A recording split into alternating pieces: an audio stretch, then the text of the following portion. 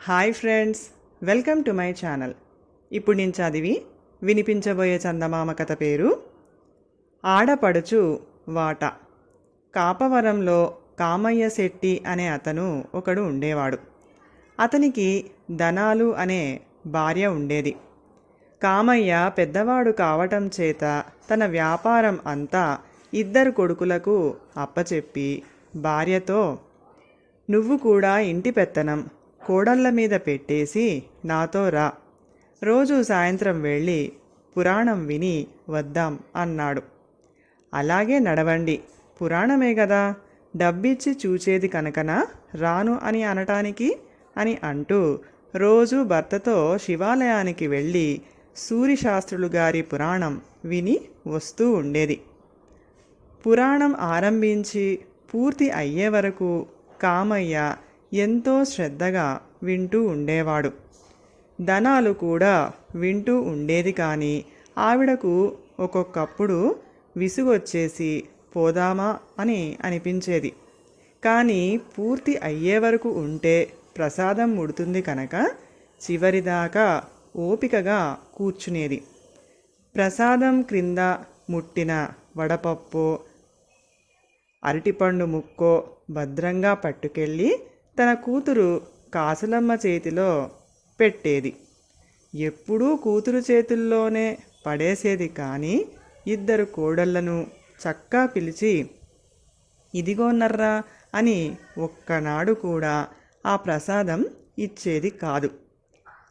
ఆఖరికి ఒకనాడు కామయ్యే కలగజేసుకొని, ఎప్పుడూ కోడళ్ళ చేతిలో పెట్టమేం, ఇంత పక్షపాతం ఏమిటి అనుకోరా వాళ్ళు, కోడళ్ళని కూడా కూతుళ్లతో సమంగా చూసుకోవాలి సుమా అన్నాడు.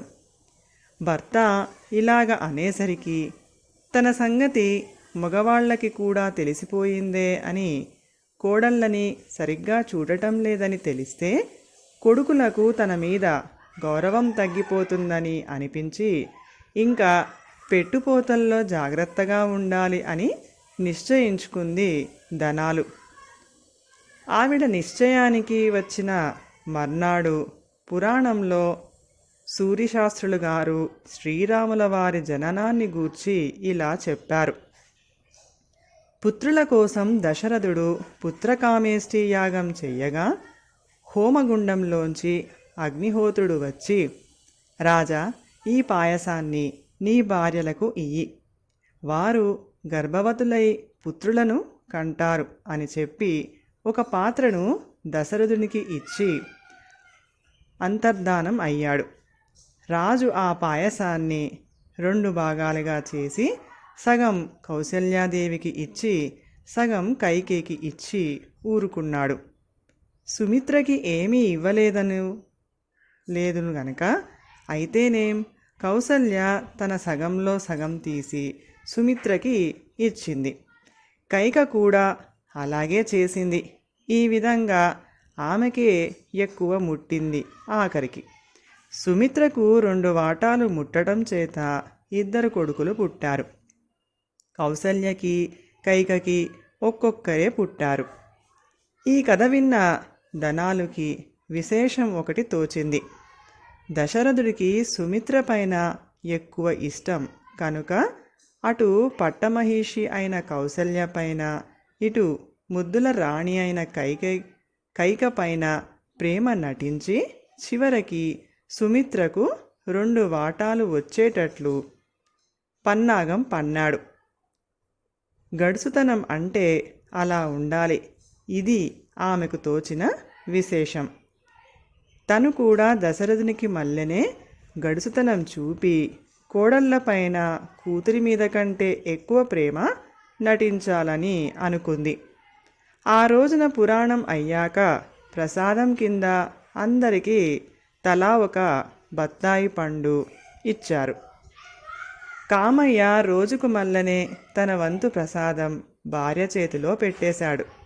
ధనాలు ఇంటికి వెళ్ళటంతోనే రోజు మల్లే ఆ పళ్లను కాసులమ్మ చేతిలో పడేయలేదు. పెద్ద కోడలైన బంగారమ్మని పిలిచి 1 పండు, 2వ కోడలు వరహాలమ్మని పిలిచి 2వ పండు ఇచ్చేసింది. ఇద్దరు కోడళ్ళు కూడా ఆశ్చర్యపోయారు. రోజు కాసులమ్మకి ఇచ్చేవారు, ఇవాళ మాకు ఇచ్చారేమిటి అని స్పష్టంగా అడిగేశారు కూడాను. అందుకు అత్తగారు, ఇదివరకు తెచ్చిన ప్రసాదం ఎప్పుడూ రవ్వంతే ఉండేది. అది మీకిస్తే చెయ్యంటూ నోరంటూ కావటం తప్ప కొండ నాలికకైనా కబురు అందదని చెప్పేసి కుర్రదాని చేతిలో పడేసేదాన్ని. ఇవాళ చెరి ఒక పండు వచ్చింది కనుక మీకు ఇచ్చాను అంది. సరే కానీ ఆడపడుచుకు లేకుండా మాకా అన్నారు కోడళ్ళిద్దరు. ఆడపడుచుకు వేరే వాట ఏమిటర్రా, మీరిద్దరూ చెరొక చెక్క ఇచ్చినా చాలు అంది అత్తగారు తడుముకోకుండా. అవునత్తా, ఆ మాత్రం తోచిందే కాదు మాకు అంటూ బంగారమ్మ వరహాలమ్మ బత్తాయి పండు చెరో చెక్క తీసి కాసులమ్మకు ఇచ్చారు.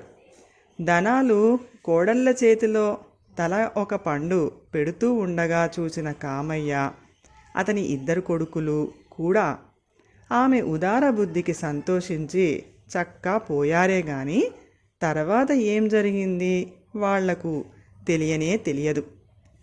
ధనాలు మట్టుకి తన పన్నాగం సరిగ్గా పారినందుకు తన్ను తానే మెచ్చుకుంది. పురాణం వినటం వల్లనే కదా నాకీ ఉపాయం తోచింది. పెద్దలు ఊరికే చెప్పారా పురాణాలు వినమని, ఇలాంటి లాభం కలుగుతుందనే వినమన్నారు అనుకొని సంతోషించింది. కథ సమాప్తం. ఈ కథ కనుక మీకు నచ్చినట్లయితే ప్లీజ్ లైక్ చేయండి, షేర్ చేయండి. మరిన్ని మంచి మంచి కథల కోసం మా ఛానల్ని సబ్స్క్రైబ్ చేసుకోండి. Thank you.